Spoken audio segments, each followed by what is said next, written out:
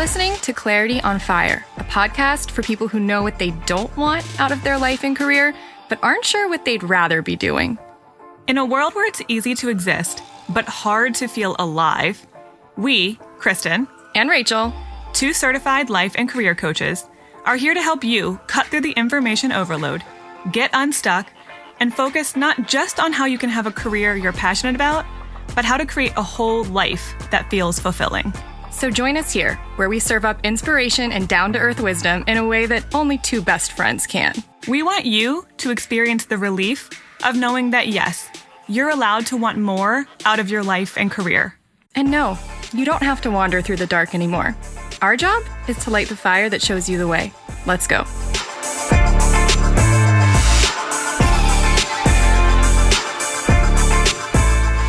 Hey. Hey. I want to talk to you. Crazy person to crazy person. Okay? Actually, I want to talk about how we're actually not crazy, but that we live in a world that often makes us feel like we are crazy. Especially for people who are sensitive. And everyone is sensitive to some degree, but there are some people who are highly sensitive, who feel a lot, who are really are overwhelmed sometimes by the amount of emotion and stimulus and sensation that's going through their body or going on around them. And it can make you feel absolutely nutty sometimes. So Kristen and I are both highly sensitive people, and we end up attracting a lot of people who are also pretty sensitive, or if not like extremely highly sensitive. A lot of people who come to coaching tend to be pretty sensitive people who need or are looking for some support in processing all of the emotions and experiences that they're having. Not everyone. Coaching is obviously valuable no matter who you are, because again, we're all sensitive to some degree. Yeah. So I want to talk about like what it means to be sensitive, what it means to be highly sensitive. And I want to talk about our experiences with sensitivity, because I have a theory that a lot of you listening to this are probably sensitive or highly sensitive to some degree, but may feel broken and like there is something wrong with you, because we live in a world that's not very well designed for people who feel a lot of things. So think about your very favorite artist or actor, genius musician. I always think about Robin Williams when I think of someone who was a very highly sensitive person.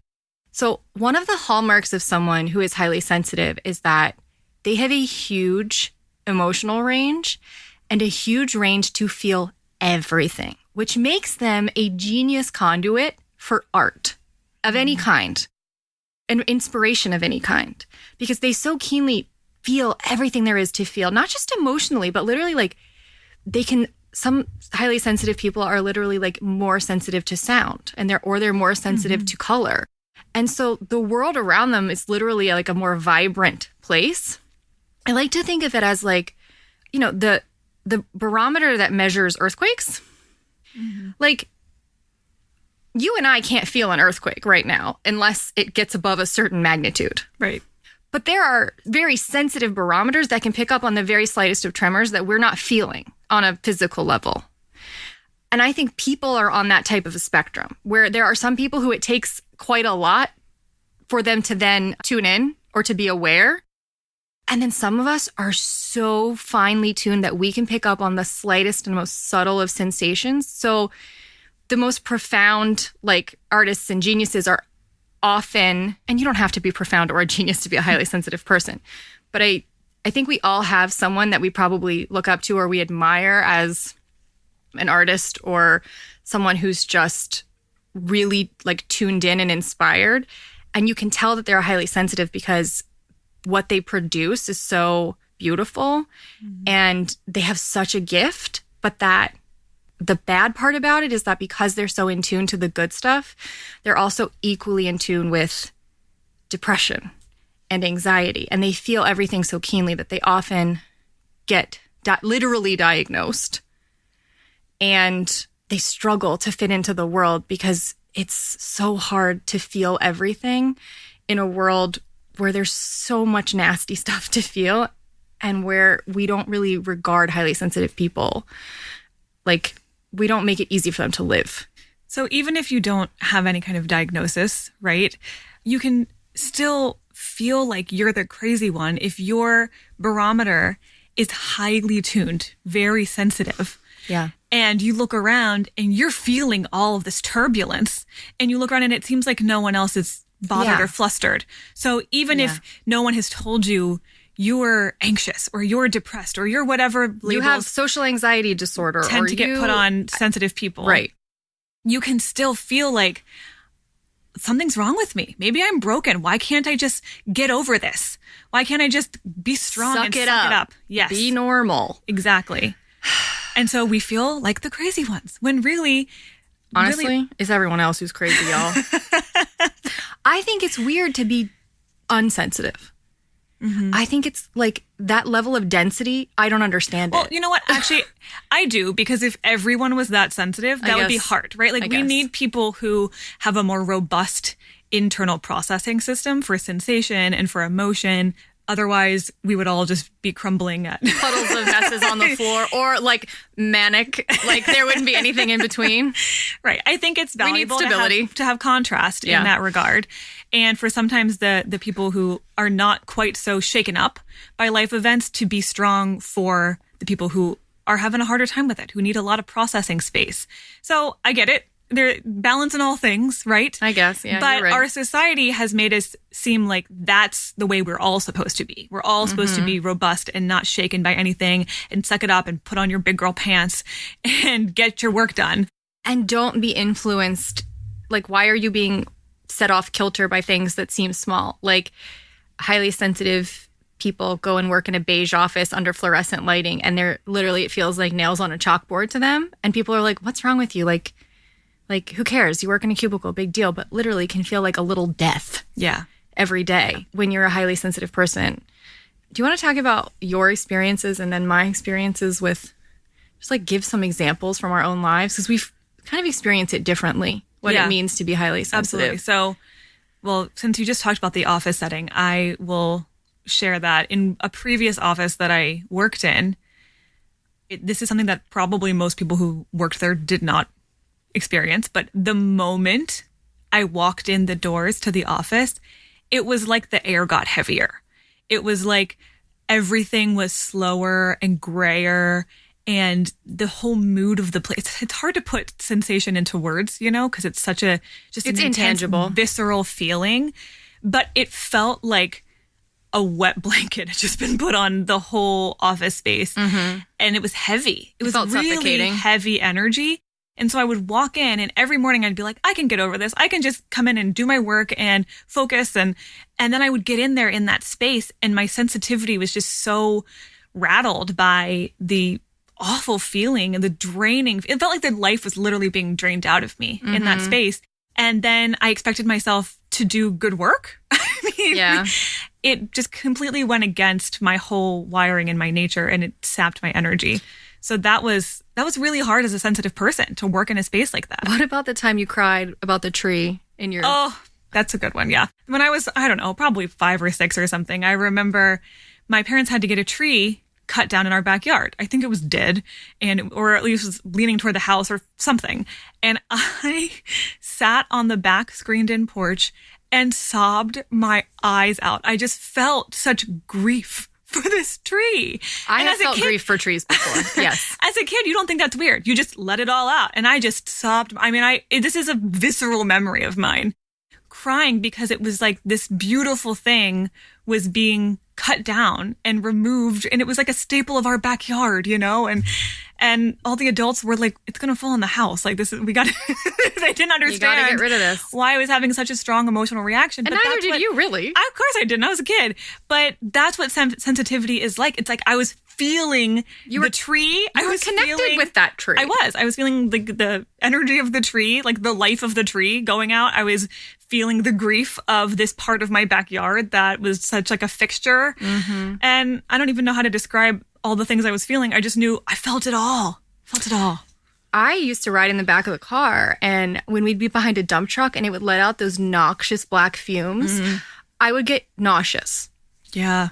because it felt viscerally wrong to pollute the earth like that. And I know, I'm sorry, I love my family to death. I know not, like, if you're listening to this, I know you weren't thinking about that. I know my brother and my dad, maybe my mom, but like, I know that I was the only one in the car who was like really deeply disturbed by like pouring that black inky crap into the air that we breathe. You were like, certainly the only one having a physical reaction. I was having a physical reaction to that. I've always had a really sensitive gut. And the gut is kind of like the seat of your intuition. That's why you say, trust your gut. I've had a sensitive gut my entire life. And I think a lot of highly sensitive people have gut issues. Mm-hmm. I have trouble sleeping. I think a lot of HSPs struggle to sleep because like I'm one of those who I need like white noise, I need earplugs, I need a face mask, and I need an hour to fall asleep. Like I am a huge diva when it comes to sleeping. And I think that's just a real, like, really finely tuned barometer thing. Yeah. I get very, very, very invested in fiction. Yep. Another prime factor. I get very moved by art and music. I busted in on you and I started crying because I was listening to that Moana song. And like, I literally started crying because Moana was like, and the call isn't out there at all, it's inside me. And, like, yes! And I'm like, yes. And I'm like dying, sobbing. Yeah, but like, there's a million ways that this has showed up in my life and in yours. Yeah. Another really common challenge for highly sensitive people is it's really easy to get overwhelmed by having too much to do or too many requirements or too many to-do list items. Yeah. And I am a poster child for this. If I have too much to do, I will get so frazzled. It literally feels in my body like I've just drank a big gulp of coffee or Red Bull or something. And like my body is like trembling because I have so much anxiety about all the things I have to do. And I just want to shut the world out. You have highly sensitive people often have a low barometer for how much they can focus on at any given time. Because again, they're so sensitive to stimuli that too much stimuli very quickly overwhelms them. And I've definitely felt that too. I mean, there was a good almost decade where I couldn't take a deep breath. Mm. And I didn't realize until way more recently that that was a result of my sensitivity than anything else. Like that I just had so many thoughts and so many feelings and I didn't have a proper outlet for examining them. And I just was panicked all the time. And I think that we ask a lot of everybody, but then you put highly sensitive people into situations that are just so misaligned with who they are. Like you're asking them to go into a situation like a work situation where you're working 12-hour days and you're never allowed to take a break and you're supposed to be juggling 8 million things at once. And you can't figure out, like, do I even care about this? And there might be no real mission or purpose. And also make sure that you're eating all of the right things and also make sure that you're exercising and also. And I'm like, no. I was so panicked. I literally spent like a decade in a state of anxiety and panic. And it's kind of a miracle in a way that I never ended up on meds, even though I was offered them and I turned them down. That's a story for another time. Not saying you should do that. I think that I'm not here to like say that that's good or bad. It's just... Or that there's a one-size-fits-all solution. No, there absolutely isn't. Because some people really do well. But I maybe should have been. There's a case for maybe that wasn't healthy to my body. And I put my body through a lot. But I think it was also because I was a highly sensitive person who wasn't living a life that was really aligned for a highly sensitive. And I was suffering as a result of that. Big time. Yeah. I actually we've kind of given some really good examples of ourselves. I want to get into a list of traits that define a highly sensitive person. And again, this is all on a spectrum. So some of these will be really intense for you. Some of those you might experience them sometimes. So sensitivity is a spectrum just like anything else. Yep. But I want to just, give credit where credit is due. This list comes from a book called The Highly Sensitive Person by Elaine Aron. And she is the go-to expert on this. So if you find yourself really resonating with this conversation, that book has done a lot to help me feel less crazy, to embrace my sensitivity and realize it's actually a gift. So this list comes from her way of defining what it means to be what she calls an HSP. But this isn't even a complete list. This is actually just a very small snapshot of all of this. She has like a whole quiz that you can take, right? In that book she does. about... This is a few factors from that quiz, but I didn't include all of them because that would have taken way too much time. Yeah, it was a lot of questions. Okay. So one of them is, I find myself needing to withdraw during busy days, into bed or into a darkened room or any place where I can have some privacy and relief from stimulation. Oh my God, yes. Whether or not you actually do this, just feeling that urge to, I wish I could just climb in bed and shut the world out, right? Or I wish I could just go into a room where no one could talk to me for an hour, right? And sometimes you might have to actually act on it. You might have to physically leave the room because it's too much. You've told me that so many times. Oh my God. I just need to not be around you. I'm sorry. I use meditation, like not even meditation. When I go to meditate, it's more just like I need to sit in a quiet room for a little while. Right, where I don't have to look at anything or listen to anything. Yeah. Where I just need to like literally rest my mind. Yes. This one, I want to get into this a little bit actually. Other people's moods affect me strongly. I want to take a quick tangent on this one and then come back to this list because this one actually has a lot to do with an overlapping category of people called empaths. Yeah. Being an empath means that you're so attuned to human emotion that you can feel people's emotions around you without them even telling you how they're feeling. As if they were your own emotions. It's actually hard sometimes to distinguish what's my emotion in this situation and what's that person's emotion. Mm-hmm. I just had this experience. I was in church with my family on Easter and I was watching, there was like a choir performance during part of the service. And this girl had a solo. And I was feeling so much nervousness and anxiety and like, should my voice be louder? Or is it like, am I on pitch? And I was like, where is all of this anxiety? Like, this has nothing to do with me. But I was sitting not even that close to her, but I was feeling all of this emotion and all of this anxiety that was clearly not mine. It was hers. It was her performance anxiety, but I had to separate it from myself and I had to take some deep breaths and remember, this is not about you, Kristen. Like, you can let this go. Yeah. But that's what it means to be empathic, is you actually experience other people's emotions to the point that it can make you feel really uncomfortable and uncertain. What do I feel in this situation? And if you have no idea that you're an empath, then you probably feel insane because you're feeling everyone's emotions as if they were yours. And you might be having a very different emotional experience without ever realizing it because you're being clouded by everyone else's feelings. If you're an empath and a people pleaser, oh my God, you probably just feel completely burnt out all the time. Mm-hmm. I would actually like to do another podcast on people pleasing. We will. But can you imagine feeling everyone's emotion and then feeling like it's your responsibility to fix everything? Well, you'd feel broken all the time because guess what? No two people would want the same thing from you. And often people would want contradictory things from you. Yes. And you would feel all of it as if it were your own inner conflict. Yep. It is a nightmare. Yeah. So we will get into like caring for your highly sensitive self at the end of this. Yeah. But let's continue with our list. Yeah. So I am easily overwhelmed by things like bright lights, strong smells, coarse fabrics, or sirens close by. Mm-hmm. So actual stimuli in your environment it almost feels like amplified to you.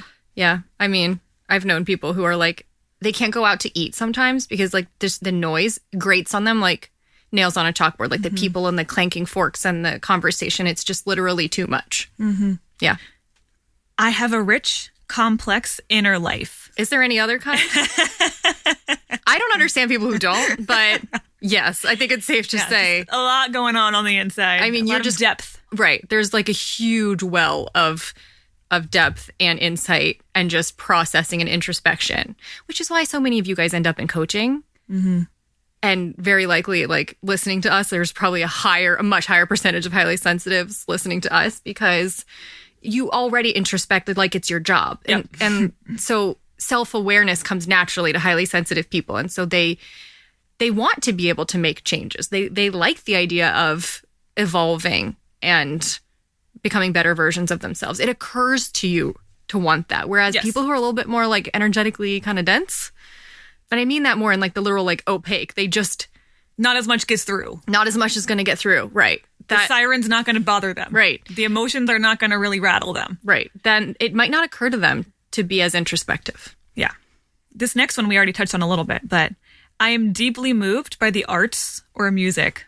Oh, man. Yes. Yeah, if you just feel all the feelings when you're watching a movie or listening to certain kinds of music or even looking at art. I mean I experience this on a very deep level. Yes. I do.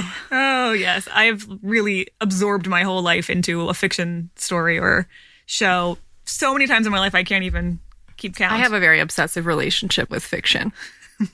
But anyway, that's another podcast.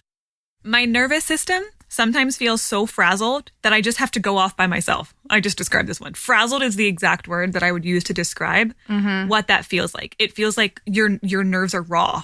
Yeah, for me, it often shows up as frustration and just literally just being annoyed and trigger happy.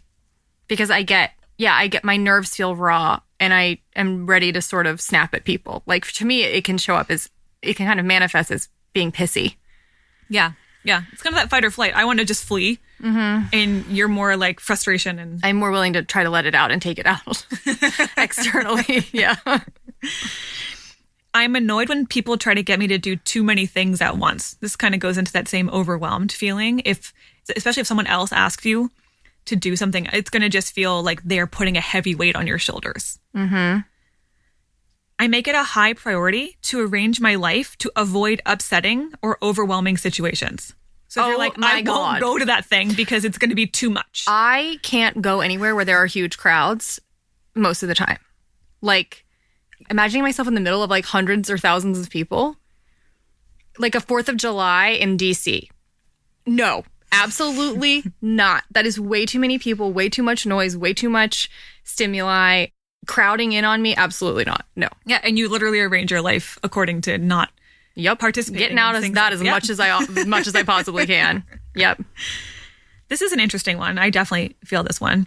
When I must compete or be observed while performing a task, I get so nervous or shaky that I do much worse than I would otherwise. So this makes sense if you're sensitive, right? Because if someone is watching you, then you feel this like extra pressure and nervousness and you actually perform worse than if you were in your own safe, quiet bubble doing the same thing. Yeah. That added pressure adds a lot of anxiety and overstimulation to a sensitive person. I definitely get that personally. Also, I'm just not a performer by nature. So let's see, the next one. When I was a child, my parents or teachers seemed to see me as sensitive or shy. So kids are their most fully expressed selves. If you're sensitive then, it means you're a sensitive person, even if you've tried to cut that part out of you as an adult. Yep. I would also add, like, you get moved by nature. Like, you just love being in nature. Yeah. Sensitive people love being in nature. Why? Because it's a place for you to naturally unwind. It's very soothing. It's incredibly soothing. That just occurred to me and it wasn't on the list, so I wanted to add it. Yeah, that's just a few. If you want to take the whole quiz, I would recommend getting the book or just finding it online through Elaine Aron's site. But that's some of the characteristics of being highly sensitive. And you can imagine that if many or all of those things apply to you, then navigating a very chaotic, complex world with a lot of overstimulation. We are more overstimulated now than we have ever been in history. I just wrote a blog about this. Yeah, exactly. I'll link to it about how we are currently processing 5 times more. Actually, this was in 2011. We were processing 5 times more information on a daily basis than we were processing in 1986. And think about how much has changed just in the past 7 years. Oh, yeah. So it's probably like 6 times, 7 times more information now because it's kind of growing exponentially. And your brain literally gets fatigued at having to make that, like, it's literally like, you know how your computer gets hot if it's been on too long and it starts to slow down and it literally feels like it's going to explode? I think our brains are doing that on a daily basis. And if you're a highly sensitive, your processing capacity for stimuli is going to be pretty low. Like, your bar is going to be pretty low. So you're going to end up overheat faster. You're going to overheat faster and you're going to burn out faster, which means you've got to be able to take care of yourself and honor your sensitivity. Yes. So we've got to talk a little bit about what it means to do that. So I want to start with just the basics, because I think if you don't start with the basics, then nothing else matters. Highly sensitive people, more than anyone else, need to care for their basic physical well-being. Yes, because they feel things like hunger or exhaustion or even physical discomfort. They feel that more acutely. Yeah. Everything they feel more acutely. So if you're not taking pristine care of your physical body and your health, you are going to feel distracted. You're going to feel in pain, and you're going to feel like something's wrong. And you're going to feel it more deeply than other people are going to feel it. So when you feel discomfort, you're going to feel it more keenly. That's why you feel so insane a lot of the times when you're a highly sensitive person, because you feel everything so strongly. So getting 8 or 9 hours of sleep is probably hugely critical if you're a highly sensitive person. Yes. Being constantly under-rested as an HSP is a real strain on your resources. Yes. In the same way, I would say avoiding caffeine or really limiting caffeine. Absolutely. Because that can really... It's already fraying your nerves. Yes. Yes. If you already have a low threshold for overwhelm, that can make you feel frazzled before you even look at your to-do list. Eating a really clean diet. Kristen and I have learned over the years that caring for ourselves in a physical sense as a highly sensitive person has meant eating a lot less like stuff that you don't need. Sugar. I don't really eat wheat anymore. Rarely eat dairy. I eat meat like 2 or 3 times a month. I have literally cut back and cut back and cut back and cut back. And I feel so much better when I eat really pristine, because that gunk, it weighs you down and it frays your nerves and it creates tension in your body. And I think that if you're a highly sensitive person, your body is like a very sensitive car, right? Like a really pristine kind of European make or something like that, where it requires a lot of tuning and maintenance and everything.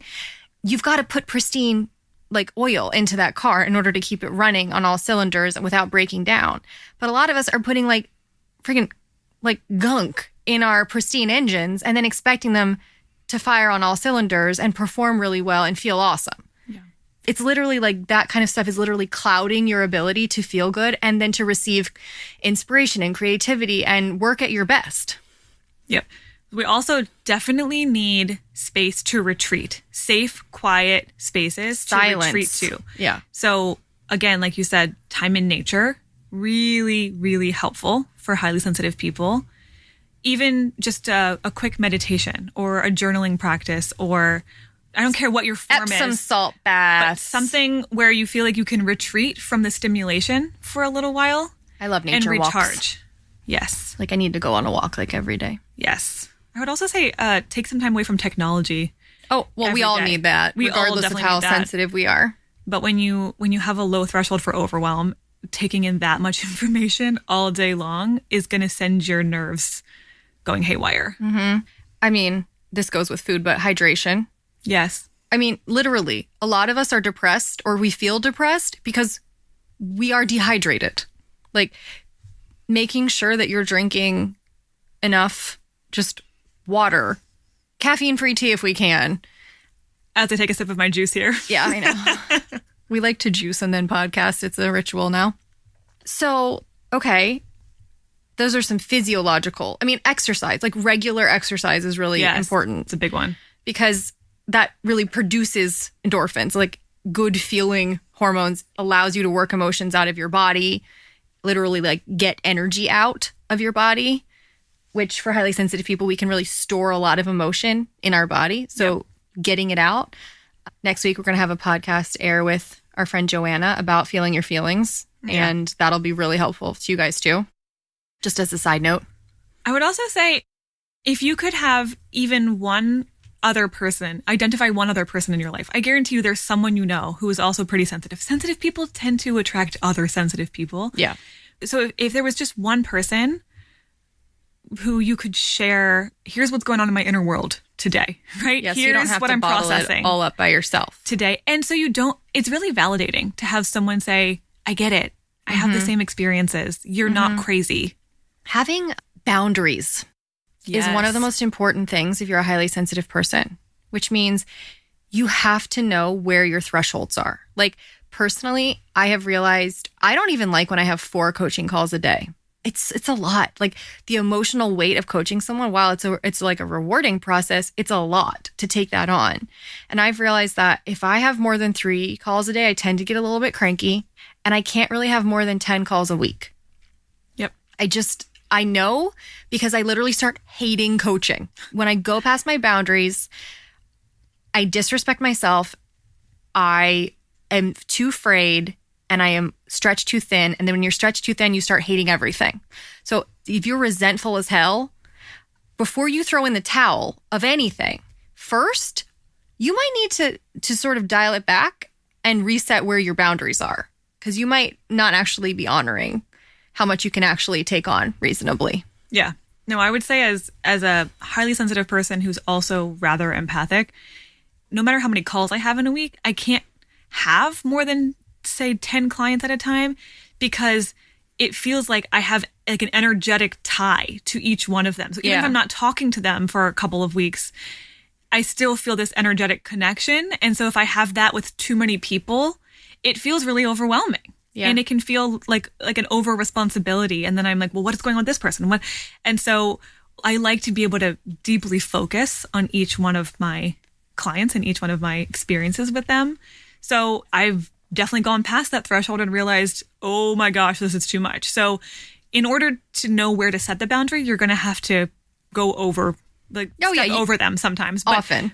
But pay attention when you do. Say, where was the line? When did I start feeling myself getting close to overwhelm? When did I hit the wall? And what happened afterward? And that's going to really help you in the future set better and better boundaries for yourself, so that you don't keep getting to that place of burnout or overstimulation or saying no to everything and going and climbing in bed.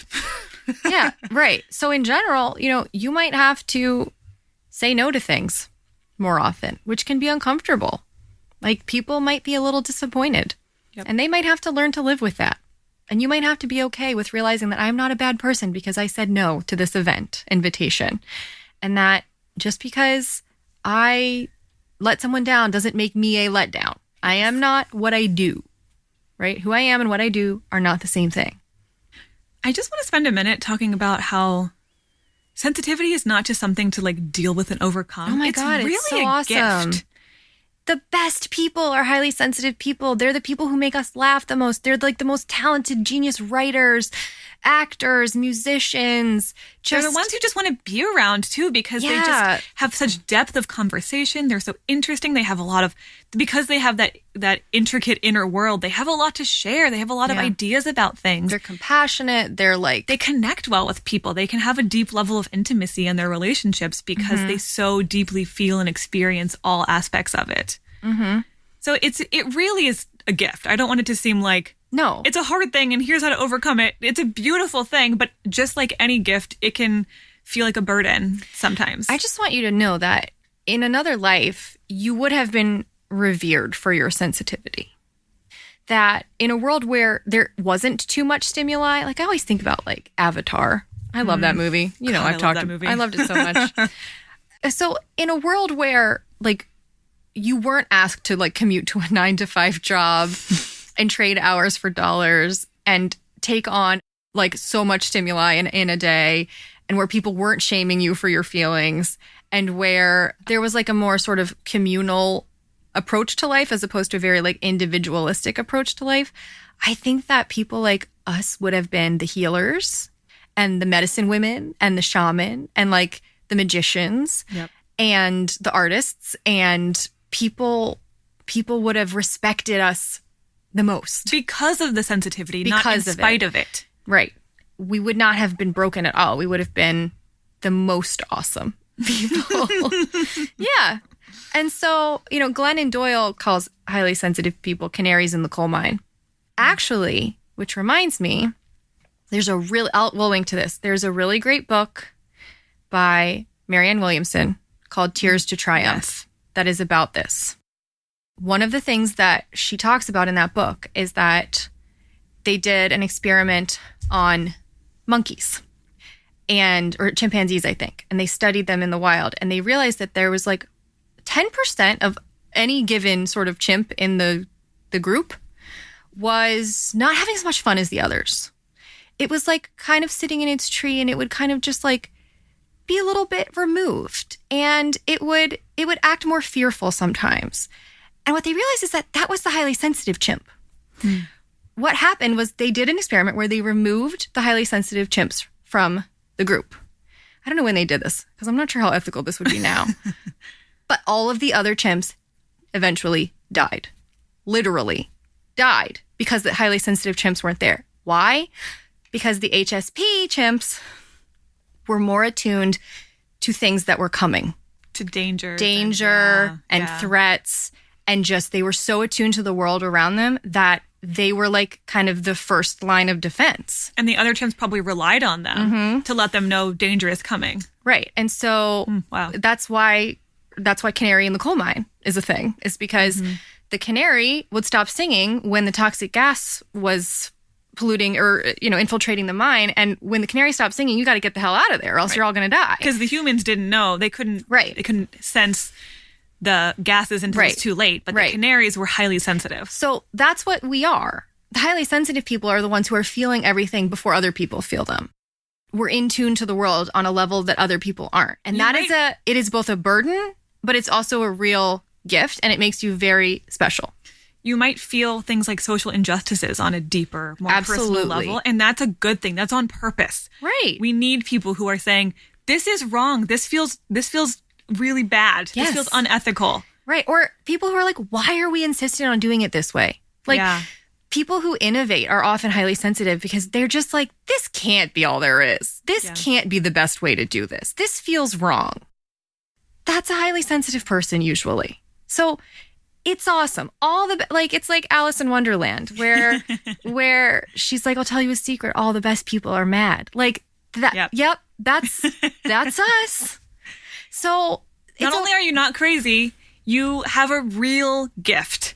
And again, just like any gift, there are ways that it can make you feel broken sometimes and overwhelmed and overstimulated. So you have to take really good care of your gift. But when you keep it in check and treat it like the amazing quality that it is. Yeah, and not try to insist that it makes you less than or broken. Yes. Then it can actually serve its greatest purpose for you. And when you don't try to continue to fit into the box into a box that is completely misaligned with being a sensitive person. I really want to give you permission to consider how your life might need to change in order to honor your sensitivity rather than to try to ignore it, suppress it, and pretend that it's not as big of a deal as it is and to act like there's something wrong with you. Because when you finally give yourself permission to just be who you are and feel how you feel, you're going to set yourself free. And I think as long as we're in denial about our sensitivity, we can't change our lives for the better. So first, you have to admit that you are sensitive and accept it and embrace it and honor it. So, okay, we could go on and on and on and on about this, and we will. Next week is kind of almost going to be like a follow-up to this in a way. Continuation of this We're going to talk to our friend Joanna about emotional constipation. So, if you're a highly sensitive person, really all of us need to be feeling our feelings and not suppressing them. But if you're a highly sensitive person, you need to have healthy outlets for your feelings because you're probably going to have a lot of them. So we're going to get into that and a whole lot more next week or next Friday. And in the meantime, I want to remind you that we are still doing our workshop, our free online workshop on Friday, April 27th at 1 p.m. Eastern. We are doing that for anyone who is kind enough to subscribe to the podcast, rate, review, take a screenshot of your review, and email it to us at contact@clarityonfire.com. And then we will send you a link to register for that workshop, which is going to be about passion profiles. The four of them. We're going to go into depth about each of the four. And then we're going to do about half of the time we're going to spend doing an audience Q&A where you bring us your questions about your passion profile and how to apply it to your life. Yep. And we'll remind you about what to do and where to send that screenshot in the show notes so you don't have to remember that. Yeah. So here's to all of you crazy, not crazy people out there. You guys are the best. We love you. And let us know. I'd love to know how your sensitivity shows up for you. And if you end up delving more into the world of sensitivity and reading Elaine Aron's book or taking that quiz, we would love to know what kind of sensitive you are. So and how you might feel different about your sensitivity after listening to this today. Okay. We love you. Thanks. Bye. Bye.